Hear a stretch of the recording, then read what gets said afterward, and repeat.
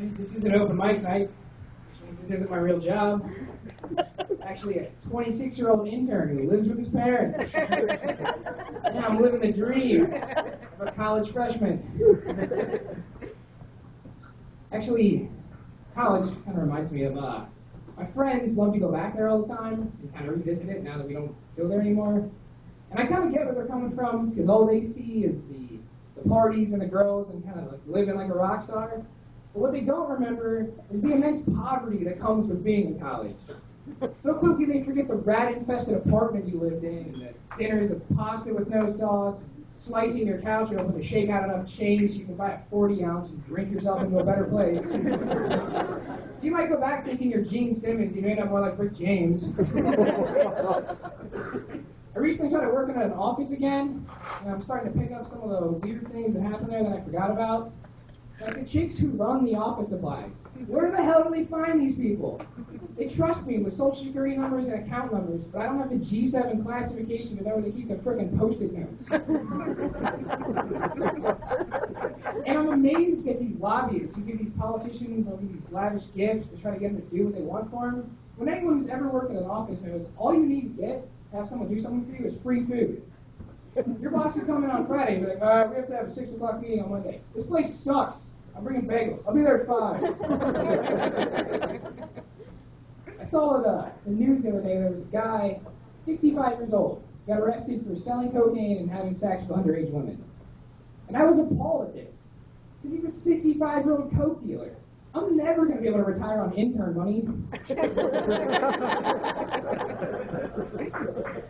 guy I met recently got engaged, and when he met this girl, he had no job, no car, he wasn't in school, and he lived with his parents. How the hell do you meet women like that? This guy just spent their whole life looking for the right girl. This dude gets proposed to with a mailbox between Xbox rounds. I think they should start having classes on how to use Facebook, because my parents and her friends and relatives and stuff are starting to get on there now, and they're kind of creeping me out. The other day, my aunt's status said, had 5 guys last night, going for a 3-way later. And the creepiest part was the comments that their friends were posting on there, like, ooh, sounds yummy. Can I bring my kids next time? There's been a lot of talk around the city about the Freedom Center and whether or not they should keep it, and people voicing their opinion about whether or not they like it. And I think it's awesome. Not because of any of the exhibits they've ever had or any of the messages they convey, just the sheer location. They built it right next to the Bengal Stadium as a daily reminder of what the original NFL Combine looked like.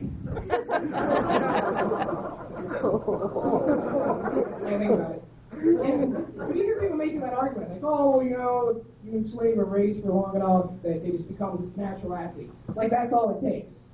I wasn't a history major, but I'm pretty sure Jewish people went through a similar thing. Yet you don't see Goldstein on the back of a lot of linebackers.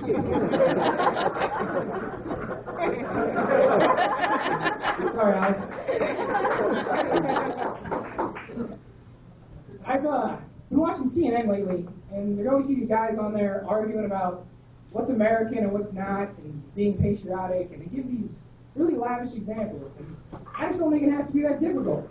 I mean, one of the most un-American things right now is public restrooms. This is a country that loves space, in big fenced-in backyards, and we won't sit next to people we don't know at movie theaters or restaurants. Yet in there, we're totally cool with being toe-to-toe with complete strangers. And we spend all day on our cell phones and the internet watching TV, so we distract ourselves from our surroundings. Yet in there, completely cool with being at the mercy of nature. If there's ever a situation where I don't want to have any idea what's going on, that is the place. I grew up on the west side of Cincinnati, which is probably the most Catholic place outside of the Vatican. And to pass the time, my sister and I used to stare at all the stuff on the walls, and I noticed we don't really have any images of Jesus other than him in his final stages, just writhing in pain and dying. And I got to thinking, if something would ever happen to me, and I was you could put in the electric chair, I hope when I'm gone, my mom has more photos around the house than just flopping around, throwing in my mouth, and shit my pants. Right, I'm going to end on that one. All right, everybody give a big round of applause for a local guy He's a Red Sox fan. He's a bandwagoner. Give it up for Joel.